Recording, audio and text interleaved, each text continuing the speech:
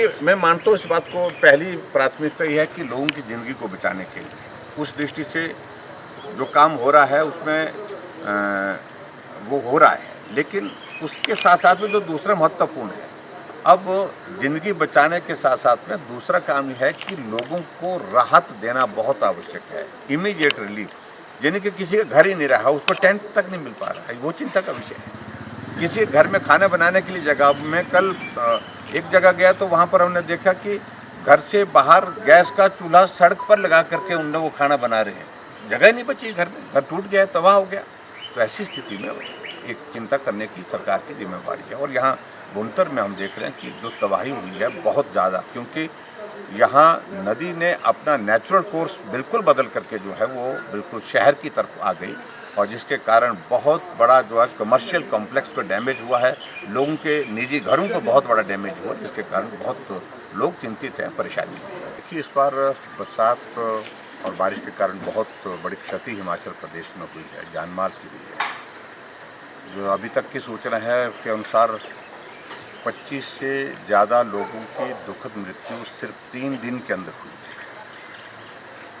और जो क्षति हुई है, मैं समझता हूँ कि आज तक के इतिहास में कभी भी इतना नुकसान बरसात के मौसम में बारिश के कारण नहीं हुआ जितना अब की बात हुआ।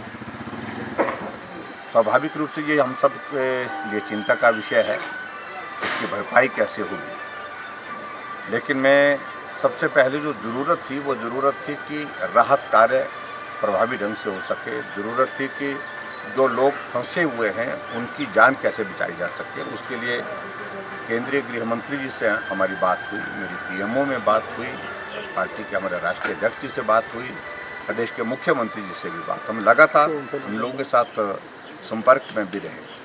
और केंद्र सरकार का मैं विशेष रूप से धन्यवाद करना चाहूँगा कि जब बहुत क्रूशियल टाइम था लोगों की ज़िंदगी को बचाने का, उस वक्त उनने एनडीआरएफ की टीम रवाना की, तुरंत की, और ये भी कहा गृह मंत्री जी ने हमसे कि और ज़रूरत होगी तो और करेंगे। और उसके बाद दूसरा पार्ट, जो लोग फंसे हुए थे, कुछ पानी के बीच में फंसे हुए थे, कुछ जगह ऐसी जगह फंसे थे कि अगर थोड़ी देर भी राहत वहाँ पर नहीं पहुँचे, नहीं तो उनको बचाव करने के लिए काम नहीं हुआ होता तो उनकी ज़िंदगी संकट में थी। तो उसके लिए केंद्र की ओर से एनडीआरएफ के साथ साथ में एयरफोर्स के हेलीकॉप्टर भेजना, उससे बहुत बड़ी राहत मिली और ज़िंदगी को बचाने में सफलता उसमें मिली है। अभी भी हम इस बात को देख रहे हैं कि हिमाचल प्रदेश में बहुत जगह लोग फंसे हुए हैं, लेकिन खबर ये भी है कि सुरक्षित है। सड़क मार्ग बिल्कुल अवरुद्ध पड़े हुए हैं, नेशनल हाईवे कई जगह से टूट करके तबाह हो गया है। और उसके साथ साथ में दूसरी बात, जो पानी की सप्लाई बंद हो गई है, बिजली की सप्लाई बंद है। आप देखिए कुल्लू मनाली का ये इलाका, बुनतर का ये इलाका, जहाँ अब वो पिछले कल से जो है वो पावर सप्लाई आ पाई है, नेटवर्क आ पाया है। इससे पहले तो बिल्कुल कनेक्टिविटी ही ख़त्म हो गई थी।